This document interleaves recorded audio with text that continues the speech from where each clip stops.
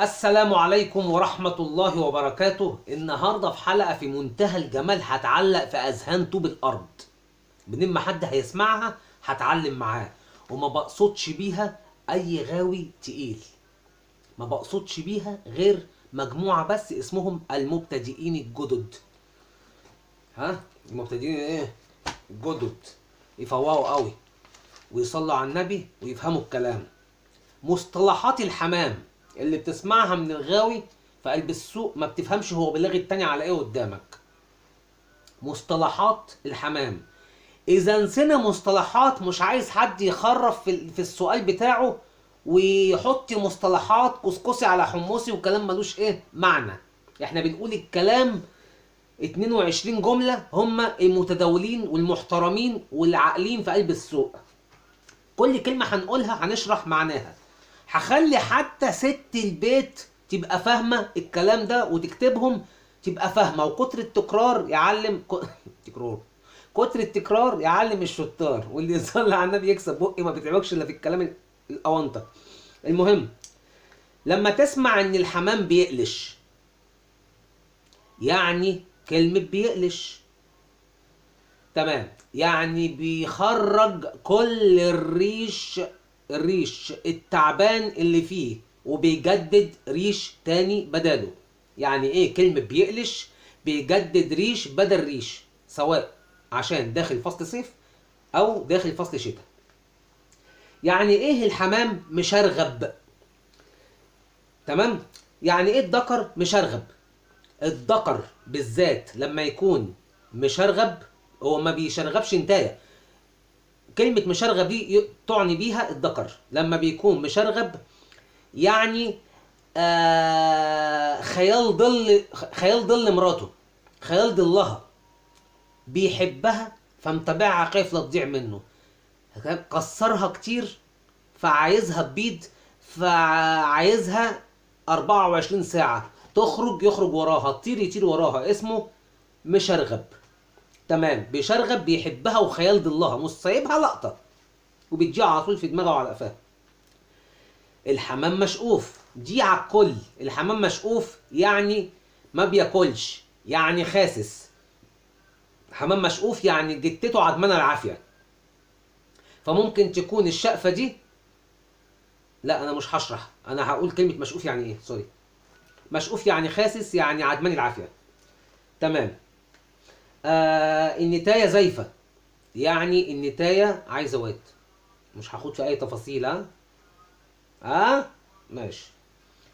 الدكر زايف بورش، الدكر زايف بورش يعني عايز بنت، عايز يتجوز. يعني هي زايفه يعني عايزه تتجوز، عايزه واد. هو زي بورش يعني عايز بنوته ضروري. الحمامه مزغوطه يعني فيها شرقه في زورها، تمام، وبتمد زورها على قدام قوي، بتمد زورها على قدام قوي.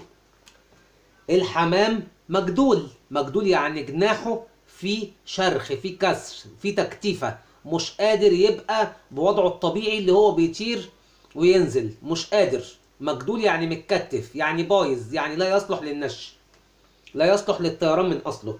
تمام. الفنيار يعني الرقبة، القلب. تمام. الصم والعديلة وعليلة العديلة هم أول 3 ريشات في جناح فرد الحمام، الأولى الثانية الثالثة، الصمة والعديلة وعديلة العديلة، من الآخر للأول. تمام. الرقاص أو القصعة هي القطعة اللي ورا، القطعة اللي هي الرقاصة اللي بترقص دي، اللي خارج منها الديل، هي اللي بتمسكها عشان خاطر فرد الحمام يتهوى منك لما تحب تجربه. الضرايب هي عينه، الضرايب هي نن العين، الضرايب هي نن العين من جوه ولونها وتمكينك من لونها. ماشي. فرد مكفون يعني فرد موارب عينه وبيدمع كتير. فرد مكفون يعني تخص الكلمتين دول، يعني الكلمة تخص شقين. لما تقول له ايه وانت بتقلبه، لا ده مكفون يا نجم، يقول لك يعني ايه مكفون؟ قول له يابا يعني عينه بتدمع ومكسورة سنة. تمام. زمان كانوا يقولوا عن النتاية اللي ما بتبتش عطار، وفي ناس تقولك عليها عطال، عطلانة يعني. كلا الجملتين يصلحوا، لأن هي تعني إنها لا تنجب، لا تنجب، عطار أو عطال. تمام.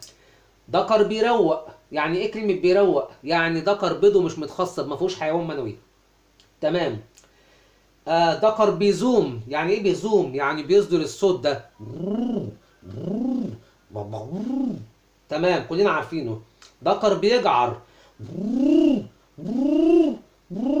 بالليل تبص تلاقي صوته كده، اسمه ايه؟ بيجعر. بالليل تلاقي صوته كده، ما ينامكش، بيجعر.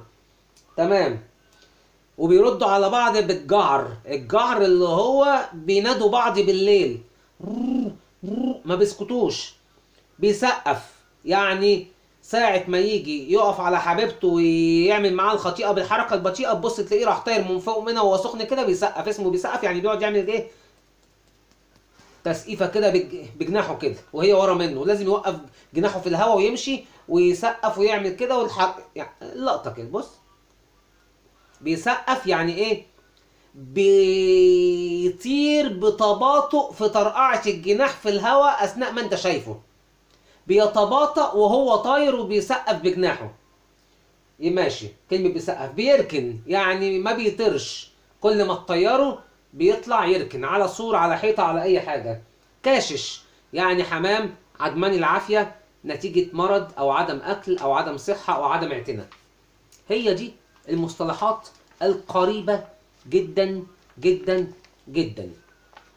طبعا نسينا نقول لكم فرد معرقب يعني ايه؟ يعني فرد معرقب يعني صوابع رجليه خربانه، مقشره، بايظه، فتمام تقول فرد ايه؟ معرقب. فرد موارب، يعني رجله عامله زي المنقله، مش عصايتين جنب بعض، فرد موارب. طب دي حاجات يعني ايه انتوا تشوفوها، يعني انتوا يعني ضيفوها انا دلوقتي جم على بالي.